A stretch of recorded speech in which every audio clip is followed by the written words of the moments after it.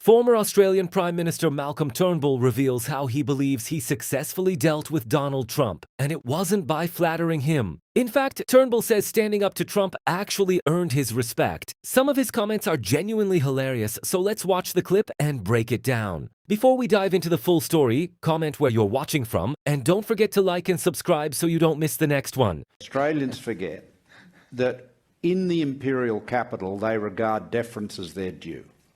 So if you go to Washington, or indeed to Beijing, or in the old days to London, and you grovel and carry on and suck up, they just say, "Oh, that's great. Is it time for the next sycophant?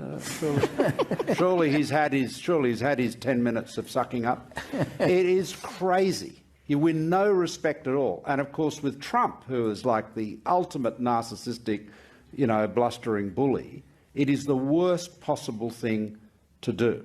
Now, I was very lucky with Trump in this sense that my first engagement with him, or enragement with him, to use a fabulous Joe Stiglitz word that he often uses about Fox News, was over this. Everyone here knows about it. Was over a deal I'd done with Obama that Trump wanted to renege on. Anyway, and we had a huge, blazing row, where I basically said, "You've got to stick to your word," and Trump said, "Come on, Malcolm, you're a businessman, you must have reneged on deals." I said, "No, no." No, he did. That's exactly what he said. Said, "No." I said, "Ask your friends. We've got friends in common. My reputation is being a man of my word. I've got lots of other bad things people say about me, but people generally haven't said that I'm untrustworthy in that regard." So and I've made this point to Trump anyway, so the conversation began, "No way, Jose," and ended up, "Yes, I hate you. Yes, but I hate you," basically. So he did. He said the call was worse than the one he had with Putin. Although, as I later learnt when I saw them together, he really loves Putin. So it's a bit complex. But the point is, by standing up to Trump and not, doing what they were, American side were back channeling us to not raise the issue, I won his respect, and I was able to get some very good outcomes for Australia. And so, you read all this stuff, particularly in the Murdoch press, about how you've got to have an ambassador that sucks up to Trump and you've got to flatter him. That is all bullshit, believe me. I mean, I promise you, there are a lot of leaders at the time Trump came in who did exactly that, and they got nothing. The only way to deal with bullies is to stand up to them. And the thing that an Australian Prime Minister knows when they go into a room with an American president is that they're the one person in the White House the president can't fire. So all his staff, they've got to be careful, because the boss can go, "Oh, I'm sick of you telling me what I don't want to hear, you're out." Okay, and that's what Trump does. But if you're the Prime Minister of Australia, the only people that can sack you are your colleagues back home, which, of course, I'm very familiar with the process.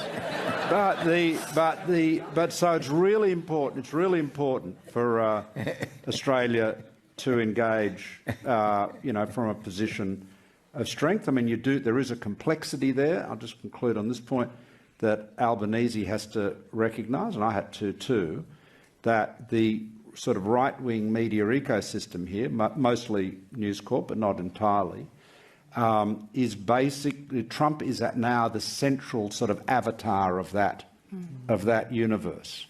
And so if disagreement between an Australian Prime Minister and Donald Trump, they will side with Trump. Yeah.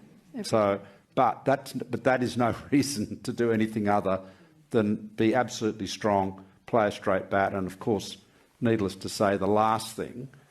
Trump got really bad press when he had this tantrum with me. It really did not help him, and I think he was very conscious of that.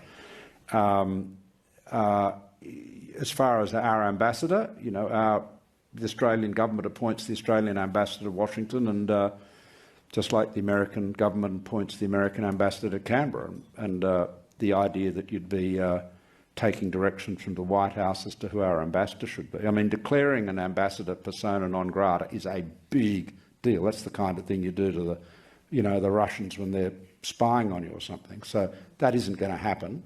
So, Albo, whatever people think of Kevin, and, I've had an up and down relationship with him. We're currently in love again, but it's been patchy, I'd have to say.